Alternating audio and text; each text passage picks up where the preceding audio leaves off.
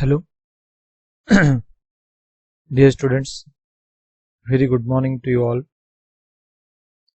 In today's class, I teach you one more next topic named arrays. In today's class, just I teach you introduction to arrays.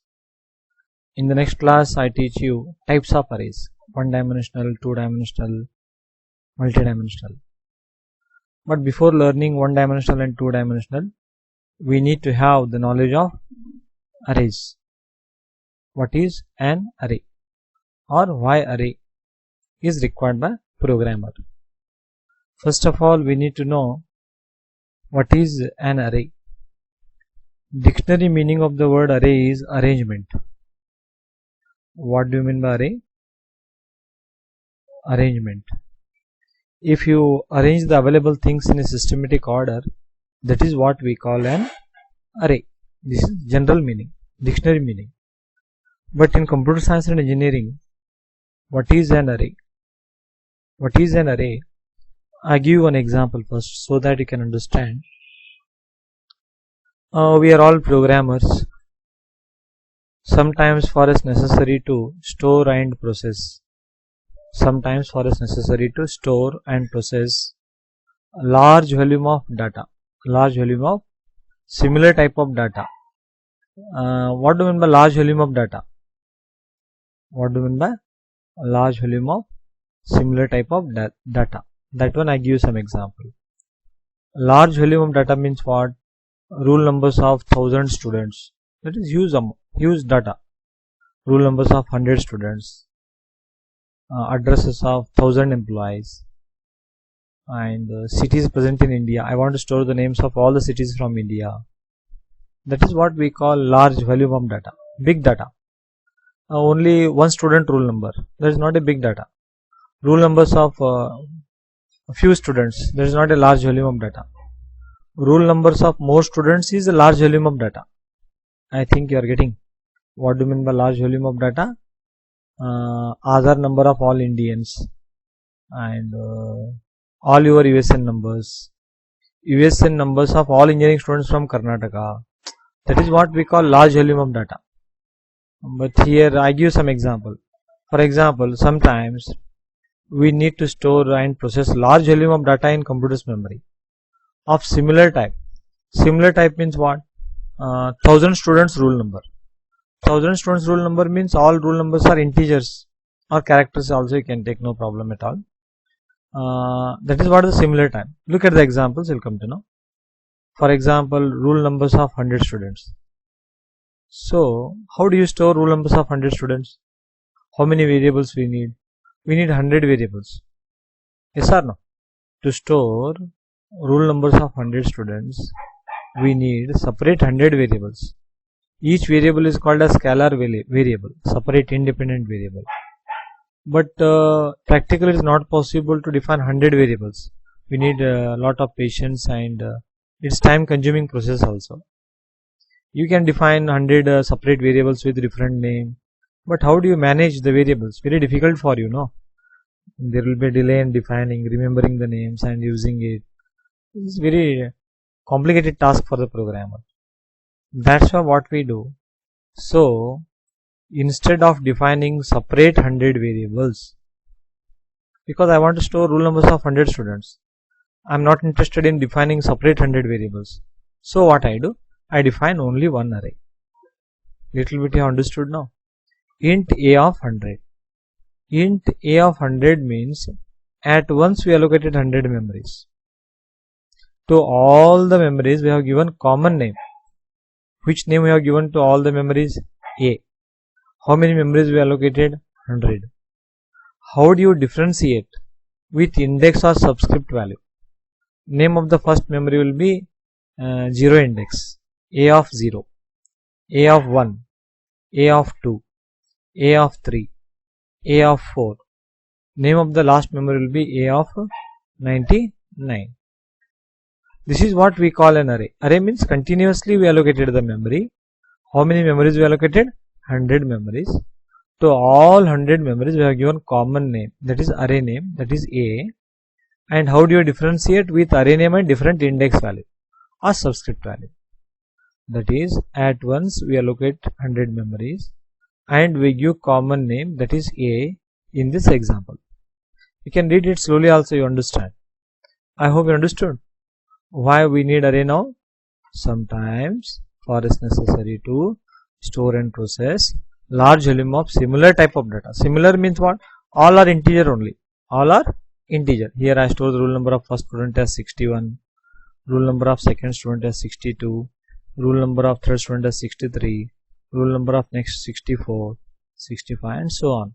This is what we call a collection, a group of similar type of data elements. All are similar type, no? All are integer only. This is what we called an array. I think you understood. Okay, very good. I give some more examples. Before that, little bit to discuss about this one only. In A of 0, we can store the roll number of first student. In A of 1, we can store the roll number of second student. Then A of 2 will have the roll number of next student. A of 99 will have the roll number of 100th student. Like this we interact. We work with individual array element. These are called array elements. Entire thing is an array. This array is having 100 elements. What is the name of first array element? A of 0. I hope you understood. Now you can here I have given the array name as A, no? It is not compulsory that you give A, B, C like that. Give appropriate names as per the data whichever you store. Note, I have written for you. You can give appropriate names to array as per the contents whichever you store inside. For example, to store rule numbers of 100 students, I named it as A, no? Instead of A, you can give B also, C also, D also, but give appropriate name. Instead of int A of 100, you can type int rule number of 100, no problem. Or you can give int rule underscore number, no problem. If you give the names like this, wherever you use, you need to use underscore. That you need to remember. Or you can give continuously. Or you can give array name A. The choice is yours. All are correct. I hope you have understood the importance of array by seeing this first example. Okay. What is an array? To store and process large volume of similar type of data, we define only one array instead of defining those many scalar variables. Very good. See the second example. Average marks of 100 students. So instead of defining separate 100 variables, we define only one array. Average marks means which type of data? Float type of data. Any suitable name AVG. How many students? 100. That is, at once we allocate how many memories? 100 memories. And we have given common name as AVG in this example. Float AVG of 100. In exam, you can draw the diagram also. Draw few squares like this, and first one, second, third, fourth. Common name or array name is AVG. Index or subscript starts from 0, ends with size minus 1. 100 is the size. Size minus 1 means 100 minus 1, that is 99. Or n minus 1. Like that you can write while answering what is an array. AVG of 0 will have the average marks of first student. AVG of 1 will have the average marks of second student. AVG of 99 will have the average marks of last student. Okay. And one more thing I didn't explain about the first one. I explain you. Size. How many bytes this array will take? How many bytes it will take? As we know already, integer will take 2 bytes. One integer variable will take how many bytes? 2 bytes. How many integer variables are here? 100. 100 into 2, 200 bytes it will take. This array takes how many bytes? 200 bytes. Here I have written. Size occupied by this array is 2 bytes. Integer variable will take 2 bytes. For one integer variable, 2 bytes. 100 we have like this. 100 into 2, 200 bytes. I hope you understood. Like this. Now can you tell me size occupied by this array? Float type means it takes 4 bytes.